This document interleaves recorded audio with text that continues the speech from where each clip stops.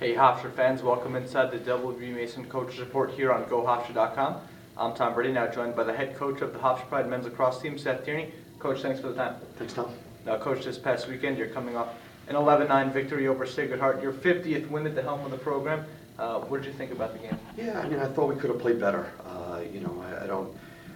Getting wins is not easy in Division One in any sport. So we're thrilled that we won. I thought we could have done a better job. I thought some other guys need to step up, and they will as the season comes around. But we can't afford to not have them show up. And I thought Sacred Heart did a really good job. I thought Tom Mariano, he's a wonderful coach. He had a great plan. And I thought, third quarter, that was a sign of what we could be like, and we need to play more of those third quarters. So we're going to work at it this week to try to get us playing that way. Now, you wound up trailing a little bit in the second quarter, went into halftime tied at 5. Did you have a little deja vu from last season? Yeah, I think last year, if I remember correctly, it was 5-5 at the end of 3, and then I went to the Steve Sterling show, and he put up a couple of points in the fourth quarter to end at 10-6. So, again, a win is a win. I think each game unfolds a different way, and you got to learn how to coach that the way that game is unfolding. And I thought that we should have managed the game a little bit better in the fourth quarter. Too many turnovers. Again, the built-in excuses. We have a lot of inexperienced or young freshmen out there. They're not freshmen anymore. They were freshmen in the fall. They're now members of our team. So we need to do a better job of game management and learning the flow of the game. Now, you mentioned that third quarter, a big third quarter for John Antonitis. Didn't have the best first half, comes out, goes 6 for 6 for you in that third quarter. How important was that in your team's turnaround in that third quarter? Yeah, it's part of the dominoes. It's the first domino that has to drop is winning the ball at the X and then having the ball and finishing the ball, and you end up winning the quarter. I think it was 4-1 after winning 6 straight faceoffs, and then we have a dominating performance on the ground, which is a direct reflection of the faceoffs. So John did a great job in that scenario, and I'd be remiss if I didn't give Zach Paul a shout because he won 2 out of 3, and sometimes we're gonna need that. It's a long season, and to have 2 face-off guys to be able to throw out there to buy John a little time or to buy Zach a little time on how games play out. It's going to be an important 1-2 punch for us. Now for your offense, Lance Yapor led the way, 4 goals, 1 assist in that game. Sort of similar to the game that we saw from him last year against UMass. What's the key now to getting a little bit more consistency and getting that in more games from Lance? Yeah, last year, and to Lance's credit, we had 3 other guys that were going to play. 3 seniors that were going to get a lot of time. Now it's his turn, and Lance is one of those guys that is a lacrosse rat. He's just always out there with his stick and working on things, and I'm happy for him. I'm really happy for him. Lance is playing like he's got something to prove, and we need some other guys to play that way as well, and we're going to get that to happen. But I'm certainly thrilled for Lance.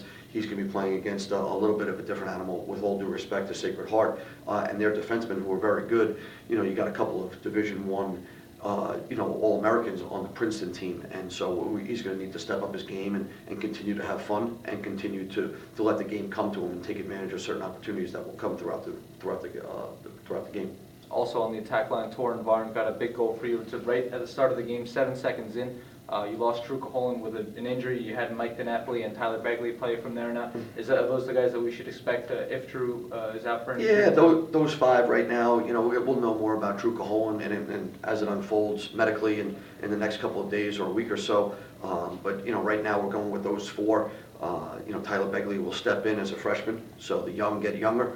And then Varn and DiNapoli will split some time on the inside. There might be a time where Begley's out and we go Varn and DiNapoli in there. With Lance Yapor and maybe throw a midfielder behind the goal. We'll see how things play out a little bit. And then there's a group of guys that are really working hard. Graham Horvath and Ryan O'Leary. Those guys are at this point in time are working pretty hard as well. On the offensive midfield, 2 guys who are expected to be big contributors this year. Steve Sterling and Ian Bradish held off the score sheet on that first line, but Adrian Sorochetti did have a pair of goals. So it's just going to be about getting those guys more time playing together. Yeah, I think that it's clear with them and the staff that we weren't thrilled with the way they played. Obviously, they're going to be the key on a lot of people's scouting reports that we play, but they got to do a better job of allowing the game to come to them, understanding the way Hofstra has to play, and I think that will happen. Steve Sterling's a wonderful person. He plays an unbelievable role on our team, and that will happen. He's upset with himself. He doesn't take failure very well. And Ian just has to, he's got to understand that there's 5 other guys out there, and And we're gonna move him around a little bit. We're gonna change some things up. And our job as coaches is to use the ingredients that are in your cabinet, and those guys are main ingredients. So we need to figure out a way to get them on the score sheet. Meanwhile, the second line stepped up for you. Aaron Jones, 2 goals. Steve DiGiovanni with a goal, and Tyler Johnson as well, making his debut for you. Had a pair of assists. What did you see from that line? I thought those guys really did a great job. I thought that they let some things happen for them. They took what was given to them. They didn't force something. They didn't try to make something out of nothing. And they played hard. And there was a hiccup by Tyler Johnston and a hiccup by Aaron Jones later in the game. And it just, that's a little bit of youth, a little bit of inexperience. Aaron Jones knows that he's got to play a certain way to be successful and for us to be out there. Tyler Johnston's technically a freshman, and for a young guy, he did not get starry-eyed. And then, again, if you want to reach down a little bit further, John Reiketer, Michael Malave, and Robert Moore are all guys with Danny Pizzola that are fighting every day in practice, and they are really just about ready to go. If not, I would love to get them a run the other day. But those guys, I enjoy having them on the team, and I think they're going to end up cracking the lineup sooner than later. On the defensive midfield side, we mentioned a lot of inexperience there. Even some of the upperclassmen you had are maybe inexperienced at the position that they're going to be playing. It seemed like Sacred Heart really tried to go after some of your short sticks as well. What can you tell me about that unit? Yeah, I mean, it's ever evolving. I think at this point in time, A.J. Leary got off to a little bit of a shaky start, and then the game settled into him a little bit. Corey Hendrickson, Steven Romano, both of those guys did a really, really good job as freshmen. And again, each week they're going to be playing against a different animal, and some of those animals are going to be, Division I offensive midfielders. Every time we're out there, it's just another experience, another feather in their cap, maybe another situation that they're in. And I remember being in this situation 5 years ago when they were like, you want to play Stephen DiNapoli and Timmy Holman, and people were looking at me, and those were the best guys for the job. So if that's the way it plays out, then that's great. I thought Cole Kestra did a nice job with the long stick midfield. Ryan Riley's coming around, and certainly we're still waiting for Rob Valaire's to be 100%, but he's close as well.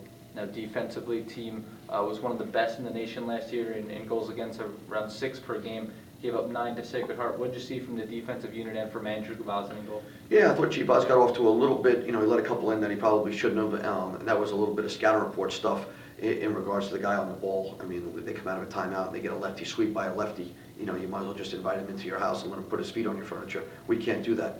We need to make sure that we take away their strengths. And that's part of Andrew. He's the quarterback. He's the mouthpiece back there. And he's got to make sure that he's screaming out the hands. And we need to know that. We'll do a better job of this week of understanding the scout report. And then with that being said, I don't think the close defense did a bad job. I don't know what their attack stats were. I know that they got 9. 9's too many for us. For Coach Brazel, for Coach Unterstein, it's too many. We got to get that back down to the 5-6 range, and slowly we will. But with the youth of our rope, or the short stick, D middies, and the long stick, that's going to be a task. But they got to come together. I have faith in them. I think they'll get it done. And I know you always expect perfect clears from your team.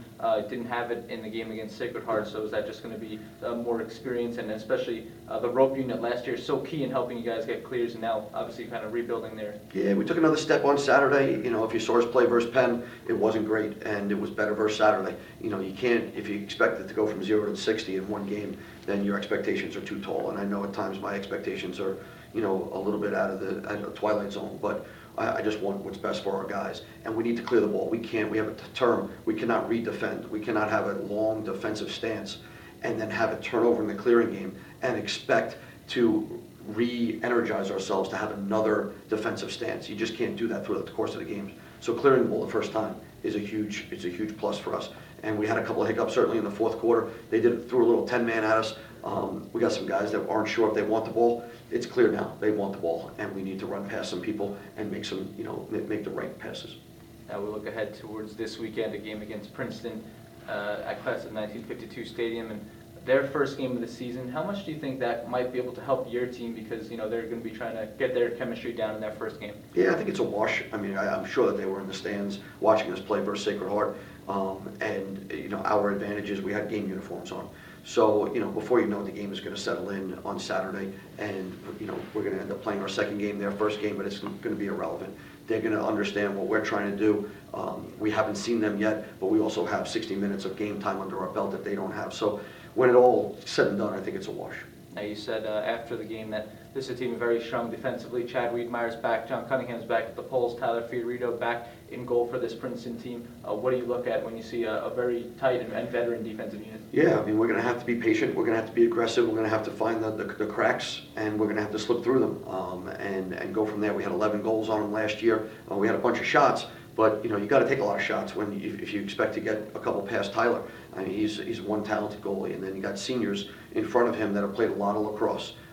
So, again, we're going to have to be patient. Our midfielders are going to have to step up. Our attackers are going to have to do a good job finishing the ball and dodge into the goal in the right situations. And it's going to be an overall team effort. We've got to keep the ball down our end, and that's the best defense. On attack, they lose a couple of pieces, but they do bring back some strong offensive midfielders, guys like Tom Schreiber, Jeff Recaro. What's the strategy there when you know that maybe their attack isn't as good, but their midfield certainly has a lot of guys that can initiate and score? Yeah, we're going to have to be ready with a slide package, ready to go. I mean, we don't know exactly where Recaro's playing. Some of the rumors are that he may be playing attack this year to replace some of what they lost.